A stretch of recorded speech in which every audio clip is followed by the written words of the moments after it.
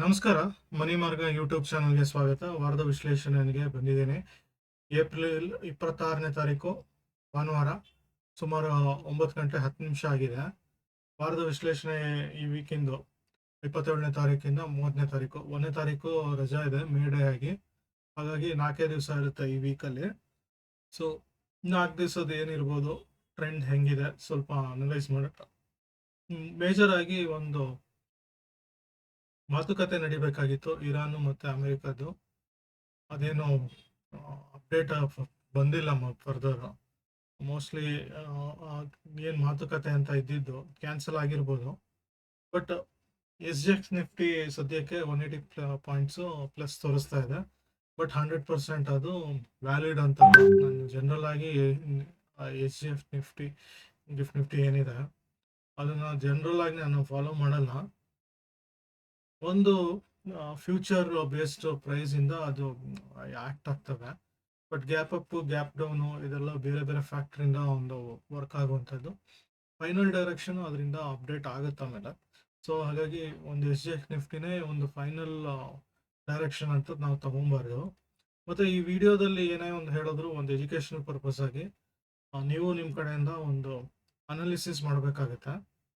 ಏನಾದರೂ ಒಂದು ಡೌಟ್ಸ್ ವಿಚಾರಗಳು ಏನಾದ್ರು ಅಥವಾ ಒಂದು ಮೇಜರ್ ಇನ್ವೆಸ್ಟ್ಮೆಂಟ್ ಮಾಡಬೇಕಾದ್ರೆ SEBI ಸರ್ಟಿಫೈಡ್ ಫೈನಾನ್ಷಿಯಲ್ ಅಡ್ವೈಸರ್ ಅಂತ ಇರ್ತಾರೆ, ಅವ್ರದ್ದು ಹೆಲ್ಪ್ ತಗೊಂಡು ನೀವು ಇನ್ವೆಸ್ಟ್ಮೆಂಟ್ ಮಾಡಬೇಕಾಗುತ್ತೆ.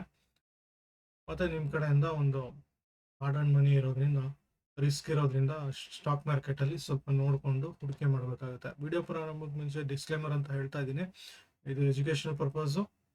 ಫೈನಾನ್ಷಿಯಲ್ ಅಡ್ವೈಸರ್ ಹೆಲ್ಪ್ ತೊಗೊಂಡು ಇನ್ವೆಸ್ಟ್ಮೆಂಟ್ ಮಾಡಿ. ನಾನು ಎಜುಕೇಷನ್ ಪರ್ಪಸ್ಗಾಗಿ ಮಾಡಿರುವಂಥದ್ದು, ನಾನು ಫೈನಾನ್ಷಿಯಲ್ ಅಡ್ವೈಸರ್ ಅಲ್ಲ.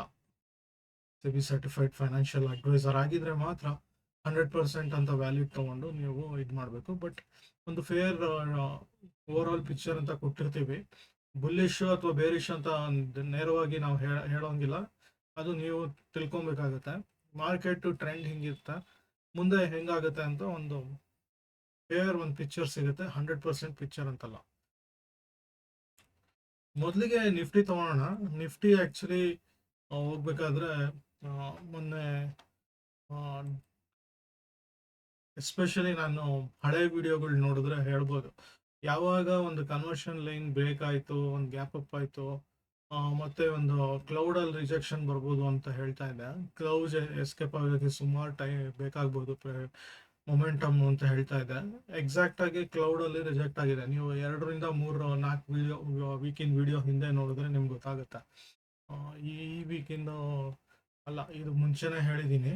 ಇವನ್ ಇದು ಏಪ್ರಿಲ್ 6 ಏಪ್ರಿಲ್ ಬಿಗಿನಿಂಗಲ್ಲಿ ಹೇಳಿದ್ದು, ಅದಕ್ಕಿಂತ ಮುಂಚೆನೇ ಹೇಳಿದ್ದೀನಿ. ಆ್ಯಕ್ಚುಲಿ 30th ಮಾರ್ಚ್ ಟೈಮಲ್ಲೇ ಹೇಳಿದ್ದೀನಿ.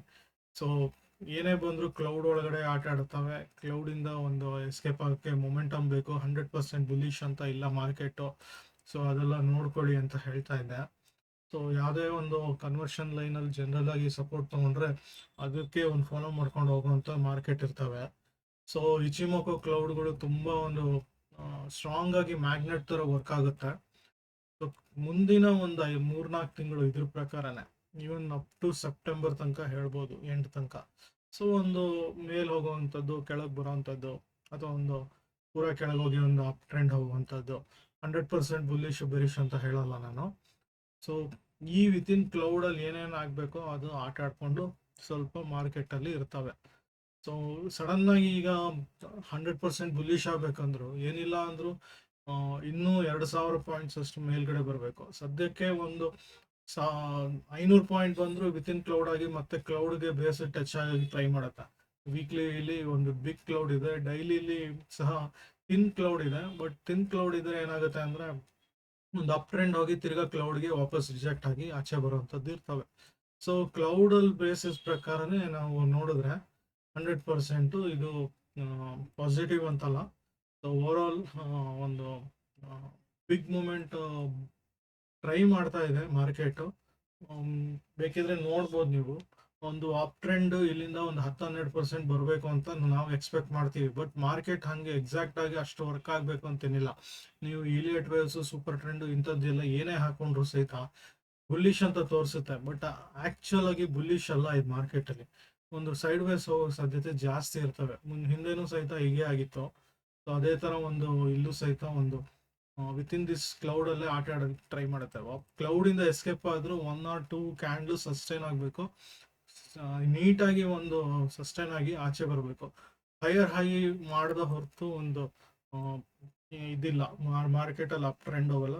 ನೀವು ಯಾವುದೇ ಥಿಯರಿ ಹಾಕೊಳ್ಳಿ, ಡೌ ಥಿಯರಿ ಬೇಸಿಕ್ ಇಂದ ಹಿಡಿದು ಇಲಿಯಟ್ ವೇವ್ಸ್ ತನಕ ಏನೇ ಹಾಕೊಂಡ್ರು, ಎಲ್ಲಾ ರೂಲ್ಸ್ ಫಾಲೋ ಮಾಡ್ಕೊಂಡು ನೋಡಿದ್ರು ಸಹಿತ ಮಾರ್ಕೆಟ್ದು ಒಂದು ಡೈರೆಕ್ಷನ್ ಕ್ಲಾರಿಟಿ ಅಂತೂ ಇಲ್ಲ ಸದ್ಯಕ್ಕೆ. ಸೊ ಹಾಗಾಗಿ ಒಂದು ನೋಡ್ಬೇಕಾಗತ್ತೆ. ಪಿಚ್ ವರ್ಕ್ ನೋಡ್ಬೇಕಾದ್ರೂ ಕರೆಕ್ಟ್ ಆಗಿ ಅಲ್ಲೇ ಸಪೋರ್ಟ್ ತಗೊಂತಿದೆ. ಕಳೆದ ವಾರ ಸಹಿತನು ಅದರಲ್ಲೇ ಸಪೋರ್ಟ್ ತಗೊಂಡಿತ್ತು, ಬೇಸ್ ಟಚ್ ಆಗಿತ್ತು, ಮತ್ತೆ ಹೈ ಹೋಗಿತ್ತು. ಡೇ ಟೈಮ್ ಫ್ರೇಮ್ ಅಲ್ಲೂ ನೋಡುವಾಗಲೂ ಒಂದು ಅಪ್ ಟಚ್ ಆಗಿ ತಿರ್ಗಾ ರಿವರ್ಸ್ ಬಂದಿದೆ. ಸೊ ಇಲ್ಲಿಂದ ಸಪೋರ್ಟ್ ತಗೊಂಡು ಮೇಲೆ ಹೋಗಿ ಟ್ರೈ ಮಾಡುತ್ತೆ. ಇನ್ ಕೇಸ್ ಇದೆಲ್ಲ ಬ್ರೇಕ್ ಆಯ್ತು ಅಂದ್ರೆ ಕೆಳಗೆ ಬರೋದು ಸಾಧ್ಯತೆ ಇರುತ್ತೆ. ಇದು 100% ಅಂತಲ್ಲ ಇದು, ಯಾಕಂದ್ರೆ ಇನ್ ಬಿಟ್ವೀನ್ ವೈಡ್ ನನಗೆ ದೊಡ್ಡ ಒಂದು ರೇಂಜ್ ಇದೆ ಆಕ್ಚುಲಿ. ಸೊ ಸದ್ಯದ ಮಟ್ಟಿಗೆ ಇದು 500,000 ಪಾಯಿಂಟ್ ಅಷ್ಟಿದೆ ಇದು, ಹೆಚ್ಚು ಕಮ್ಮಿ 700 ಇಂದ 800 ಪಾಯಿಂಟ್ ಎಕ್ಸಾಕ್ಟ್ ಆಗಿ ಹೇಳ್ಬೇಕಂದ್ರೆ. ಸೊ ಹಾಗಾಗಿ ಇನ್ನೂ ನಡುವಿನ ಒಂದು ಲೆವೆಲ್ಸ್ ಇರ್ತವೆ, ಅಲ್ಲೆಲ್ಲ ಸಪೋರ್ಟ್ ತಗೊಬೋದು. ಇಲ್ಲಾಂದ್ರೆ ಒಂದೇ ಸಲ ಮೇಲೆ ಹೋಗೋಕ್ಕೆ ಸಾಧ್ಯತೆ ಟ್ರೈ ಮಾಡುತ್ತೆ. ಬಟ್ 100% ನಾನು ಮುಂದಿನ ಒಂದು ಕೆಲ ತಿಂಗಳ ತನಕ ಬುಲ್ಲಿಶ್ ಆಗಿ ನಾನಿಲ್ಲ. ಸೊ ನೋಡ್ಬೇಕಾಗತ್ತೆ. ನೀವು ಬೇರಿಶ್ ಸೈಡಲ್ಲಿ ನಾನು ಟ್ರೇಡ್ ತಗೊತೀನಿ ಅಂತ ಹೇಳಿದ್ರೆ 100% ಅದು ಹಂಗೆ ವರ್ಕ್ ಆಗಲ್ಲ. ಯಾಕಂದ್ರೆ stock market behaves like differently. ನಾವು ಲಾಂಗ್ ಅಂತ ಹೋದ್ರೆ ಶಾರ್ಟ್ ಹೋಗುತ್ತೆ, ಶಾರ್ಟ್ ಅಂತ ಹೋದ್ರೆ ಲಾಂಗ್ ಹೋಗುತ್ತೆ. ಅದೇ ಟ್ರೆಂಡ್ ಇರೋದು. ಸಟನ್ ಒಂದು ಡೈರೆಕ್ಷನ್ನೇ ಹಂಗಿರುತ್ತೆ ಯೂಶಲಿ. ಒಂದು ಸೈನುಸಾಯ್ಡಲ್ ವೇವ್ ತರ ಒಂದು ಮೂವ್ಮೆಂಟ್ ಇರ್ತವೆ. ಯಾವಾಗ್ಲೂ ಒಂದು ಅಪ್ ಟ್ರೆಂಡ್ ಅಲ್ಲೇ ಹೋಗಲ್ಲ, ಯಾವಾಗ್ಲೂ ಒಂದು ಡೌನ್ ಟ್ರೆಂಡ್ ಅಲ್ಲೇ ಇರಲ್ಲ. ಸೊ ಅದು ಎಲ್ಲ ತಿಳ್ಕೊಂಡಿದ್ರೆ 100% ನಿಮ್ಗೆ ಗೊತ್ತಾಗುತ್ತೆ. ಸೊ ಬ್ಯಾಂಕ್ ನಿಫ್ಟಿಗೆ ಬರೋದಾದ್ರೂ ಡಿಫ್ರೆಂಟ್ ಸ್ಟೋರಿ ಏನಿಲ್ಲ. ನಿಫ್ಟಿಲೂ ಸಹಿತ ಒಂದು levels ನೋಡ್ಬೇಕಾಗುತ್ತೆ.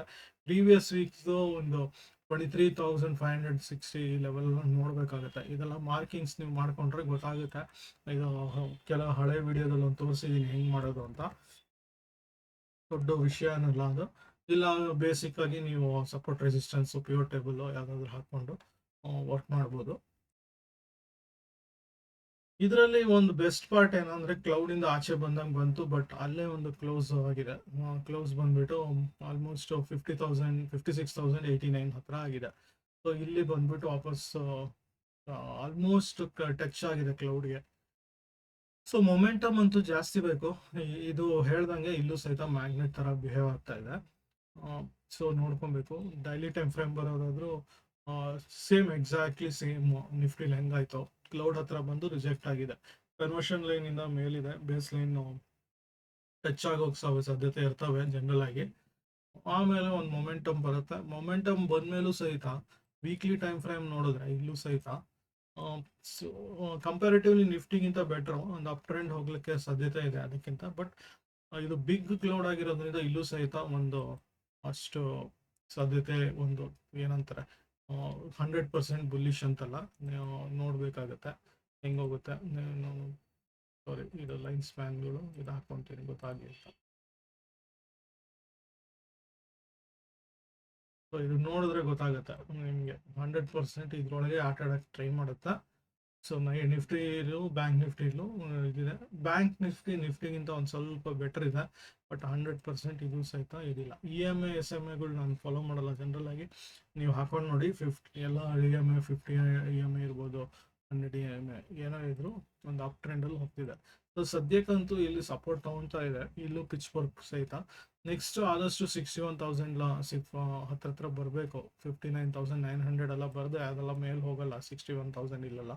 So previous high almost ಇಲ್ಲಿ ಇದೆ 61,900 ಸಮಥಿಂಗ್, 61,761 ಎಕ್ಸಾಕ್ಟ್ ಆಗಿ ಹೇಳ್ಬೇಕಂದ್ರೆ ಇಲ್ಲಿ ತನಕ ಬರಬೇಕು ಆಕ್ಚುಲಿ ಹೈ ಅಂದ್ರೆ.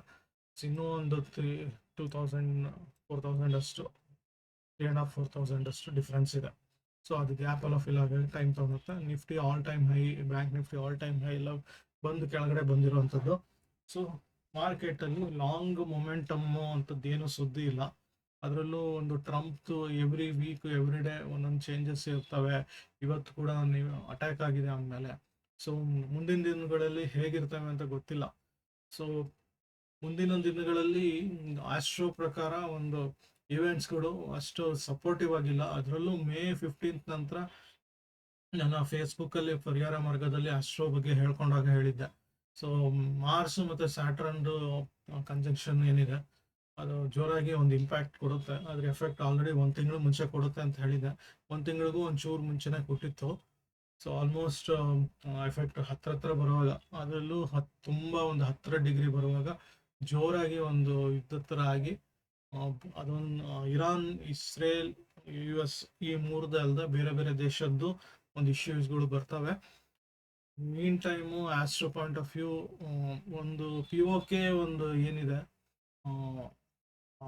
ಇಂಡಿಯಾ ಏನಿದೆ ಅದನ್ನು ಕ್ಯಾಪ್ಚರ್ ಮಾಡ್ಕೊಬೋದು. POKದೆಲ್ಲ ಗೊತ್ತಿಲ್ಲ ಏನಾಗುತ್ತೆ ಅಂತ, ತುಂಬ ಡೀಟೇಲ್ ಆಗಿ ಅದು ಡಿಸ್ಕಸ್ ಮಾಡೋ ಪ್ಲ್ಯಾಟ್ಫಾರ್ಮ್ ಅಲ್ಲ ಇದು.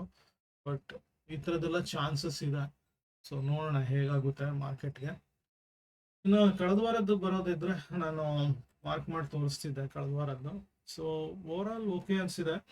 ಒಂದು ಅಪ್ ಟ್ರೆಂಡು ಡೌನ್ ಟ್ರೆಂಡ್ ಬಂದು ನಾರ್ಮಲ್ ಆಗಿ ಡೌನ್ ಟ್ರೆಂಡ್ ಸೈಡಿಗೆ ಹೊರಟೋಯ್ತು ಕೊನೆಗೆ. ಸೊ ಅದರಲ್ಲೂ ಒಂದು ಏಷ್ಯನ್ ಪೇಂಟ್ಸು 4% ಲಾಂಗ್ ಸೈಡ್ ಕೊಟ್ಟಿದ್ದು, ಸಿಪ್ಲಾ ಒಂದೇ ಡೈರೆಕ್ಷನಲ್ಲಿ 4.5 ಲಾಂಗ್ ಸೈಡ್ ಕೊಟ್ಟಿದ್ದು, ಮತ್ತು ಡೆಲಿವರಿ ಸಹಿತ -7.2 ಹೈಯೆಸ್ಟ್ ಕೊಟ್ಟಿದೆ. ಮೈನಸ್ ಸೈಡು ಅದು ಓವರ್ ಆಲ್ ಕ್ಲೋಸಿಂಗಲ್ಲಿದೆ 4.66. ಇಟ್ಸ್ ನಾಟ್ ಎ ಬ್ಯಾಗ್ಡ್ ಇದಂಥ ನಂಬರ್ ಅಂತ. ಸೊ ಪರ್ಸಿಸ್ಟೆಂಟು 12.87 ಇದೆ. ಮತ್ತು ಇದು ಟಾಟಾ ಎಲ್ಕ್ಸಿ ಆಲ್ಮೋಸ್ಟ್ 10% ನೆಗೆಟಿವ್ ಕೊಟ್ಟಿದೆ. ಇದು ಕಳೆದ ವಾರದ್ದು ಒಂದು ಪರ್ಫಾರ್ಮೆನ್ಸು. 100% ನಾನು ಅದಕ್ಕೆ ಬರ್ತೀನಿ ಇಲ್ಲಿ. Verdict as on 18%. ಇದು ಬೇಸ್ಡ್ ಆನ್ CG ಮೇಲೆ ಒಂದು ಇದು ಬರಿಂದಿರೋಂಥದ್ದು. ಬಟ್ ಏನಾಗುತ್ತೆ, ಅದು ಡಿಫ್ರೆಂಟ್ ಆಗಿ ಹೋಗ್ತಾ ಇರುತ್ತೆ. ಯಾಕಂದರೆ ಇಲ್ಲಿ CG ಮೂಮೆಂಟ್ಸ್ಗಳು ಬ್ರಾಡರ್ ಪಿಕ್ಚರ್ ಕೊಟ್ಟಿರುತ್ತೆ. ಅವತ್ತಿನ ಮಟ್ಟಿಗೆ ಒಂದು ಚೇಂಜಸ್ ಬರುತ್ತೆ. ಆ್ಯಕ್ಚುಲಿ ಅಲ್ಲಿ ಹತ್ರ ಆಗ್ತವೆ ಅಂತ ಹೇಳಿದ್ದೆ ಅದಕ್ಕೆ. ಸೊ ಸದ್ಯಕ್ಕೆ 24,000 ಇದೆ, 22,999 ಹತ್ರ ಬರ್ಬೋದು ಅಂತ ಹೇಳಿದ್ದೆ. ಇವಾಗ 23,000 ಇದೆಲ್ಲ ಡೌನ್ ಬರ್ತಾ ಇದೆ. ಅದು ಈಗಿನ ಇದರಲ್ಲಿ ಚೇಂಜಸ್ ಆಗುತ್ತೆ, ಚೇಂಜ್ ಆಗಿದೆಯಾ ನೋಡೋಣ. ಸೊ ಇದು ಲಾಸ್ಟ್ ವೀಕ್ದು ಪರ್ಫಾರ್ಮೆನ್ಸು. IPO ವೈಸು ಏನೋ ಸದ್ಯಕ್ಕಿಲ್ಲ. ಇನ್ನು ಬರೋ ಅಂದರೆ ಈ ವಾರದ ಸ್ಟಾಕ್ಸ್ಗಳು ಮತ್ತೆ ಹೇಳ್ತಾ ಇದ್ದೀನಿ, ಇದು ವರ್ಕ್ ಮಾಡೋದಕ್ಕೆ ಕೂಲಂಕುಷವಾಗಿ ಹಳೆ ವಿಡಿಯೋಗಳು ನೋಡಿ. ಇದರಲ್ಲೂ ಒಂದು ಎಕ್ಸಾಂಪಲ್ ಕೊಟ್ಟಿರ್ತೀನಿ ನಾನು. ಜನರಲ್ ಆಗಿ ಸಿಂಪಲ್ ಮೆಥಡು ಹೇಳ್ಕೊಡ್ತೀನಿ ನಾನು. ಸೊ ನೀವು ಮೇಯ್ನ್ ಏನು ಮಾಡಬೇಕು ಅಂತ ಹೇಳಿಬಿಡ್ತೀನಿ. ಸೊ ಸದ್ಯದ ಮಟ್ಟಿಗೆ CG ಬಂದ್ಬಿಟ್ಟು 23,973 ಇದೆ. ಇದು ಬಂದ್ಬಿಟ್ಟು ನಿಫ್ಟಿ ಬಂದ್ಬಿಟ್ಟು ಆಲ್ಮೋಸ್ಟ್ 24,000 ಅಷ್ಟು ಇದಾಗಿದೆ, ಕ್ಲೋಸ್ ಆಗಿದೆ. ಜಸ್ಟ್ ಶಾರ್ಟ್ ಬೈ ಒಂದು 900 ಅಲ್ಲಿ ಇದು 103 ಪಾಯಿಂಟ್ಸ್ ಡೌನ್ ಬಂದಿರೋವಂಥದ್ದು. ಸೊ 23,973 ಮತ್ತೆ ಇಲ್ಲಿ ಟಚ್ ಆಗಿ ವಾಪಸ್ ಬರೋ ಸಾಧ್ಯತೆ ಇದೆ. ನೋಡೋಣ ಅದು ಹೆಂಗಾಗುತ್ತೆ, ನಾಳೆ ನೋಡಬೇಕು. ನೀವು ಮಾರ್ಕಿಂಗ್ಸ್ ಎಲ್ಲ ಮಾಡ್ಕೊಳ್ಳಿ. ಸೊ ಮೇಯ್ನ್ ಆಗಿ ಏನು ಮಾಡಬೇಕು, ಈ ಗ್ಯಾಪ್ಗಳೆಲ್ಲ ಇವಾಗ ಜನರಲ್ ಆಗಿ ಇವಾಗ ಗ್ಯಾಪ್ ಫಾರ್ಮ್ ಆಗಿತ್ತಲ್ಲ, ಯಾವತ್ತು ಗ್ಯಾಪ್ ಅಪ್ ಆಗ್ತಾವೋ ಅಥವಾ ಗ್ಯಾಪ್ ಡೌನ್ ಆದಾಗ ಗ್ಯಾಪ್ ಫಿಲ್ ಮಾಡೋಕ್ಕೆ ಟ್ರೈ ಮಾಡುತ್ತೆ. ಗ್ಯಾಪ್ ಡೌನ್ ಇಲ್ಲೆಲ್ಲ ಆಯಿತು, ಸಡನ್ನಾಗಿ ಅದು ಗ್ಯಾಪ್ ಅಪ್ ಆಗಿ ಫಿಲ್ ಬಂದ್ಬಿಡ್ತಾವೆ. ಬಟ್ ಸದ್ಯದ ಮಟ್ಟಿಗೆ ಇದು ಫಿಲ್ ಆಗಿಲ್ಲ ಈಗ. ಸೊ 23,842 ಇಂದ 23,162 ಈ ರೇಂಜಲ್ಲಿ ಗ್ಯಾಪ್ ಫಿಲ್ ಆಗಿಲ್ಲ. ಅದರಲ್ಲೂ ಎಸ್ಪೆಷಲಿ ಸದ್ಯದ ಮಟ್ಟಿಗೆ ಈ ಒಂದು ರೇಂಜ್ ಏನಿದೆ, ಎಸ್ಪೆಷಲಿ ಇದಕ್ಕಿಂತ ನಾನು ಇದಂತೀನಿ. ಸೊ ಇದು ಒಂದು ಸ್ವಲ್ಪ ಟ್ರೈ ಮಾಡುತ್ತೆ. ವರ್ಸ್ಟ್ ಕೇಸ್ ನಾನು ಹೇಳ್ತಾ ಇರೋದು, ಇಲ್ಲ ಅಂದರೆ ಇಲ್ಲಿ ತನಕ ಬಂದ್ಬಿಡುತ್ತಿದೆ ಆ್ಯಕ್ಚುಲಿ. ಸೊ ನೋಡ್ಬೇಕು ಎಲ್ಲಿ ತನಕ ಇದೆ ಅಂತ. ಸೊ ನೀವು ಹೈಯರ್ ಒಂದು ವಿಡಿಯೋದಲ್ಲಿ ತೋರಿಸಿದೆ ಆ್ಯಕ್ಚುಲಿ. ಸೊ ನೀವು ಹೈಯರ್ ಟೈಮ್ ಫ್ರೇಮ್ ಹೋಗಿ ಲೋಯರ್ ಟೈಮ್ ಫ್ರೇಮು, ಆಮೇಲೆ ಅದಕ್ಕೂ ಲೋಯರ್ ಟೈಮ್ ಫ್ರೇಮ್ ಬಂದಾಗ ಯಾವುದೇ ಮೇಜರ್ ಪಾಯಿಂಟ್ಸ್ಗಳು ಇರ್ತಾವೋ ಅದೆಲ್ಲ ನೀವು ಮಾರ್ಕ್ ಮಾಡ್ಕೊಬೇಕು. That will act as support and resistance. Usually 500 plus 500 minus ಪಾಯಿಂಟ್ಸ್ಗಳು ಲೆವೆಲ್ಸ್ಗಳು ಕ್ರಿಯೇಟ್ ಮಾಡ್ಕೊತಾರೆ. ಸೊ ನಾವು ಇವಾಗ ನಿಫ್ಟಿಗೆ ಬರೋದಾದರೆ, ಆಮೇಲೆ ಒಂದು ಸ್ಟಾಕ್ ತೊಗೊಳ್ತೀನಿ ಎಕ್ಸಾಂಪಲು, ನಿಫ್ಟಿ ತೋರಿಸ್ಬಿಡ್ತೀನಿ. So main bullish above 24,117. So 24,017.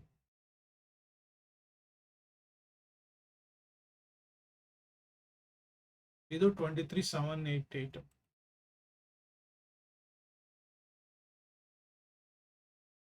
ಮತ್ತೆ 973 ನಮ್ಮದು CG ಇರುತ್ತೆ.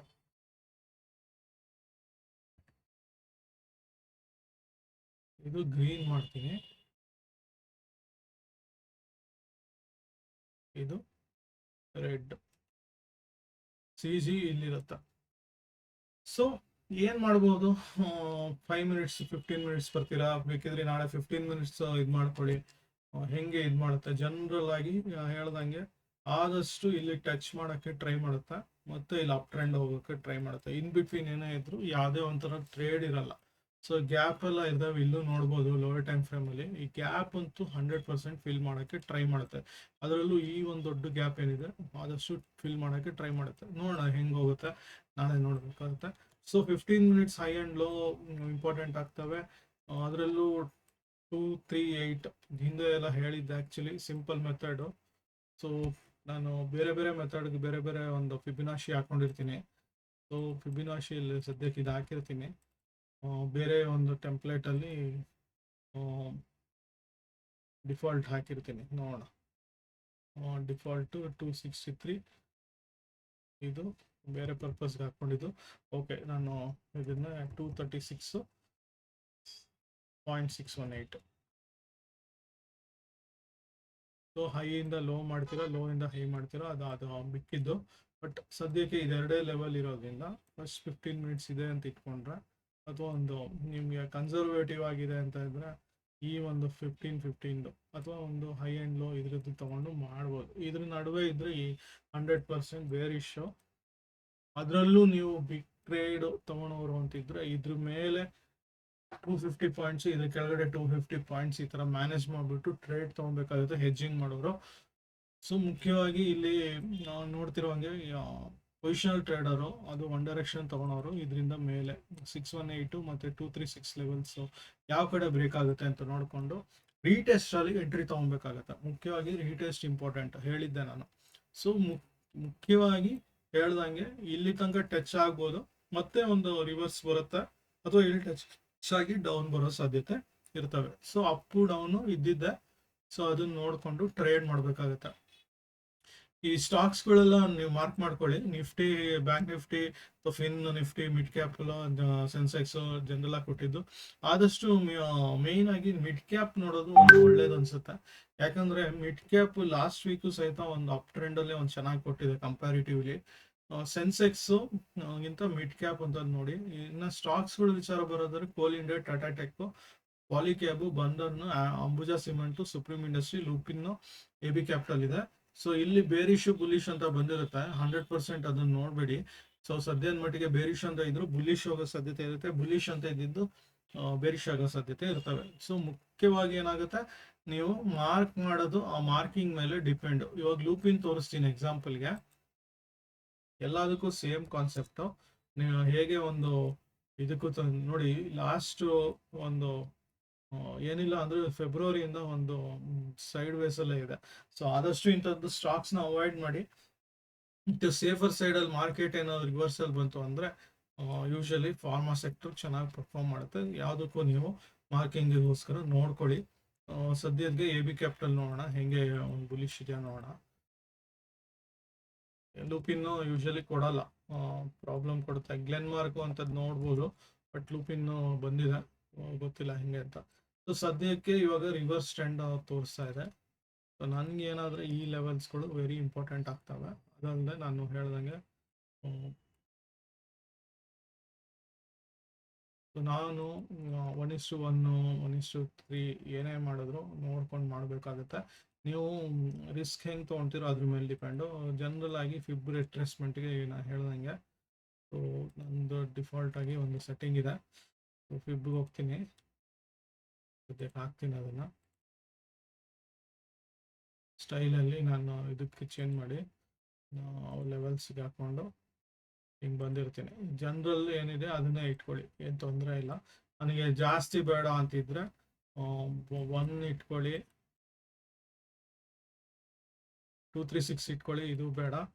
1.618 618 ಬೇಕು. 0.5 ಬೇಡ, ಇದು ಬೇಡ, ಇದು ಇರಲಿ, ಇದು ಬೇಡ. 268 ಇರಲಿ, 368 ಇರಲಿ, ಮಿಕ್ಕಿದ್ದು ಇದೆಲ್ಲ ಬೇಡ.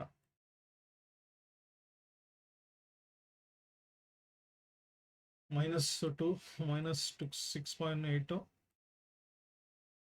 -618 ಎಲ್ಲ ಬೇಕು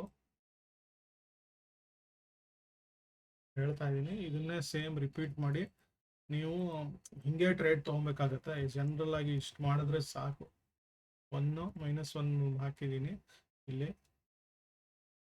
ಹೀಗೆ ಒಂದು ಇರಬೇಕು ಅಂತಲ್ಲ, ಒಂದು ರಿಪೀಟ್ ಆಗಿ ಒಂದು ತಗೊಂಡ್ರೆ ನಿಮಗೆ ಈಸಿ ಆಗುತ್ತೆ ಇದು. ಮಿಕ್ಕಿದೆಲ್ಲ ಆಫ್ ಮಾಡ್ಕೊಳ್ಳಿ, ಬೇಡದೇ ಇರೋದು ರಿಪೀಟ್ ಆಗ್ತವೆ ಅದೇ. ನೋಡಿಕೊಂಡು ಯಾವ್ದು ಬೇಕೋ ಅದು ಸೇವ್ ಆ್ಯಸ್ ಮಾಡ್ಕೊತೀನಿ. ಸೇವ್ ಆ್ಯಸು ಸದ್ಯಕ್ಕೆ ಒಂದು 4 ಅಂತ ಕೊಟ್ಟಿದ್ದೀನಿ.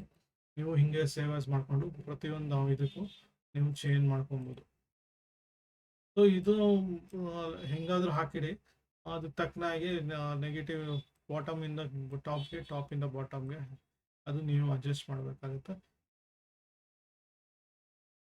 ಸೊ ನೆಗೆಟಿವ್ ಇದೆಯಾ ನೋಡಬೇಕು. 618 ಮೈನಸ್ಸು ಪ್ಲಸ್ಸು 268 ಈ ಥರ. ಸೊ ನೆಗೆಟಿವ್ ಆದರೆ ಇಲ್ಲಿ ತನಕ ಟಚ್ ಟ್ರೈ ಮಾಡುತ್ತೆ 305 ತನಕ. ಅಬೋವ್ ಆಲ್ಮೋಸ್ಟ್ 350 360 365 ತನಕ ಹಿಂಗೆಲ್ಲ ಹೋಗ್ಬಿಡುತ್ತೆ. 618 1.618 ಆ ಒಂದು 2.618 ತನಕ ಹೋಗ್ಬಿಡುತ್ತೆ.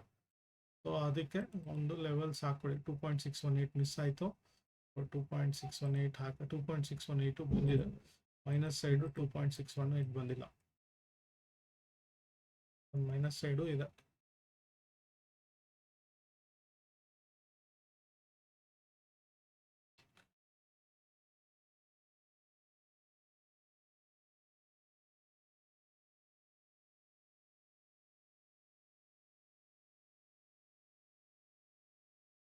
$2.618 ಈ ಥರ ಮಾರ್ಕ್ ಮಾಡಿ ಇಟ್ಕೊಂಡ್ರೆ ನಿಮಗೆ ಅಲ್ಲಿ ತನಕ ಲೆವೆಲ್ಸ್ ಬರುತ್ತೆ ಅಂತ. ಜನರಲ್ ಆಗಿ ಹಾಗೆ ವರ್ಕ್ ಆಗುತ್ತೆ. ಯೂಶಲಿ 1.618 ಒಂದು ಟಾರ್ಗೆಟ್ ಇರುತ್ತೆ. ಇವನ್ ಹಳೇದನ್ನು ತೋರಿಸ್ತೀನಿ ಇದನ್ನ ಎಕ್ಸಾಂಪಲ್ಗಾಗಿ, ನಿಮ್ಗೆ ಅರ್ಥ ಆಗುತ್ತೆ. ಒಂದು ವೀಕ್ಲಿ ಬೇಸಿಸಲ್ಲಿ ಫಾರ್ಮ್ ಮಾಡ್ತಿದ್ದೀನಿ. ಲಾಸ್ಟ್ ಒಂದು 3-4 ವೀಕ್ಸ್ ಹಳೇದು ಹಾಕ್ತೀನಿ. ಇದರಿಂದ ಇದು ಅಂತ ಇಟ್ಕೊಳ್ಳೋಣ. ಸೊ ಇದರಿಂದ ಒಂದು ಅಪ್ ಸೈಡ್ ಹೋಗ್ಲಿಕ್ಕೆ ಟ್ರೈ ಮಾಡ್ತು. ಸೊ ಇಲ್ಲಿಂದ ಒಂದು ಹೋದಾಗ ಡೇ ಟೈಮ್ ಫ್ರೇಮ್ ಬಂದಾಗ ನೀವು 5 ಮಿನಿಟ್ಸ್ ಇರಲಿ 15 ಮಿನಿಟ್ಸ್ ಇರಲಿ, ಅದು ನಿಮ್ಮ ಒಂದು ಟ್ರೇಡಿಂಗ್ ಸ್ಟ್ರಾಟಜಿ ಮೇಲೆ ಹೋಗಲಿ. ಸೊ ನನಗೆ ರೀಸೆಟ್ ಕೊಡ್ತೀನಿ. ಇದು ಲೈನ್ ಹಾಕೊಂಡಿದೆ, ಲೈನ್ ಬೇಡ ಸದ್ಯಕ್ಕೆ.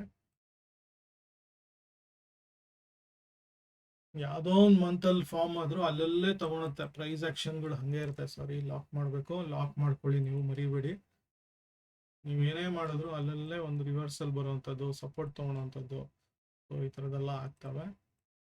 ಯೂಶಲಿ ಹಂಗೆ ವರ್ಕ್ ಆಗುತ್ತೆ. ಅದಕ್ಕಿಂತ ಮೇಲೆ ಹೋಗ್ತಿಲ್ಲ ಅಂದರೆ ಏನೋ ಸಮಥಿಂಗ್ ರಾಂಗ್ ಇದೆ ಅಂತ. ಸೊ ಅಷ್ಟೇ ಒಂದಿದು. ಇವನ್ ಅಪ್ ಟ್ರೆಂಡ್ ಹೋಗಲಿಲ್ಲ.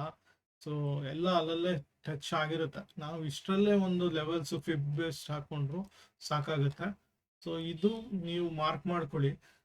ಮೇಯ್ನಾಗಿ ಇಷ್ಟು ಲಿಸ್ಟಲ್ಲಿ ಇಟ್ಕೊಳ್ಳಿ. ಸೊ ಅದಕ್ಕೆ ತಕ್ಕನಾಗಿ ವರ್ಕ್ ಮಾಡಿ. ಮುಖ್ಯವಾಗಿ ಗೋಲ್ಡ್ ಸಿಲ್ವರ್ ಅಂತದ್ದು ನೋಡೋಣ ಅಂತಿದ್ದೆ, ಅದನ್ನು ತೋರಿಸ್ಬಿಡ್ತೀನಿ.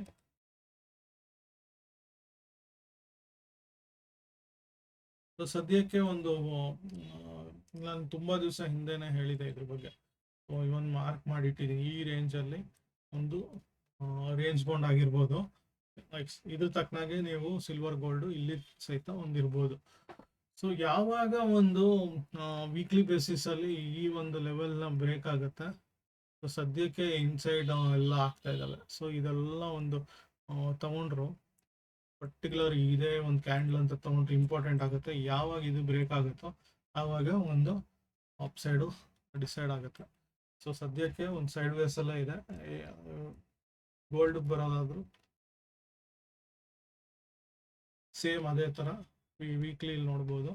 ಸೊ ಲಾಸ್ಟ್ ವೀಕು ಯಾವ್ದು ಲಾಸ್ಟ್ ಟೈಮ್ ಇಲ್ಲಿ ಹೇಳಿದ್ದೆ ಆ್ಯಕ್ಚುಲಿ ಇದ್ರೊಳಗೆ ಆಟ ಆಡುತ್ತಾ, ಇದ್ರ ಮೇಲೆ ಹೋದ್ರೇ ಬುಲ್ಲಿಶು. ಸೊ ಇದ್ರೊಳಗಡೆ ಆಟ ಆಡ್ತಿದೆ.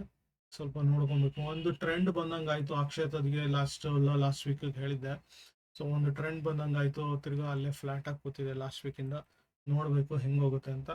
ಇವಾಗ ಒಂದು ನೋಡುವಾಗ ಮೆಟಲ್ದು ಆ್ಯಕ್ಚುಲಿ ಗೋಲ್ಡ್ಮನ್ ಸ್ಯಾಕು ಒಂದು ಪಾಸಿಟಿವ್ ಇದು ಕೊಟ್ಟಿದ್ದಾರೆ ಮೆಟಲ್ಸ್ ಗೋಲ್ಡ್ ಇದ್ರ ಬಗ್ಗೆ ಎಲ್ಲ. ಬಟ್ ನನಗೇನು ಅನಿಸಿದ್ದು ಅಂದರೆ ನೆಗೆಟಿವ್ ಹೋಗುತ್ತೆ ಅಂತ. ಸೊ ಅದಕ್ಕೆ ತಕ್ಕನಾಗೆ ನೀವು ನೋಡಿಕೊಂಡು ವರ್ಕ್ ಮಾಡ್ಕೊಳ್ಳಿ. ಯಾವ ಸೈಡ್ ಬ್ರೇಕ್ ಆಗುತ್ತೋ ಟ್ರೇಡ್ ನೋಡಿಕೊಂಡು. ನಾನು ಫಿಬೊನಾಚಿ ಬೇಸ್ ಹೇಳಿದೆ. ರೀಟೆಸ್ಟಲ್ಲಿ ಯಾವಾಗಲೂ ಎಂಟ್ರಿ ತೊಗೊಬೇಕು. ಹೈಯರ್ ಟೈಮ್ ಫ್ರೇಮಲ್ಲಿ ಪ್ಲಾಟ್ ಮಾಡಿಕೊಂಡು ಲೋಯರ್ ಟೈಮ್ ಫ್ರೇಮ್ ಪ್ರಿಫರೇಬಲಿ ನಮ್ಮದು ಲೆಸ್ ದ್ಯಾನ್ 5 ಮಿನಿಟ್ಸ್ ಹೋಗಬಾರ್ದು. ಸ್ಕ್ಯಾಲ್ಪರ್ ಆಗಲಿ ಸ್ವಿಂಗ್ ಟ್ರೇಡರ್ ಆಗಲಿ ಲೋಯರ್ ಟೈಮ್ ಫ್ರೇಮಲ್ಲಿ ವರ್ಕ್ ಮಾಡೋರು ಇಂಟ್ರಾ ಪ್ಲೇಯರ್ ಅವರು. ಸೊ 15 ಮಿನಿಟ್ಸ್ ತನಕ ಇಟ್ಕೊಬೋದು. 5 to 15 ಮಿನಿಟ್ಸ್ ರೇಂಜಲ್ಲಿ ಇಟ್ಕೊಂಡು ವರ್ಕ್ ಮಾಡಿದ್ರೆ ಒಂದು ಡೈರೆಕ್ಷನಲ್ಲಿ ನಾವು ಟ್ರೇಡ್ ತೊಗೊಬೇಕಾಗುತ್ತೆ.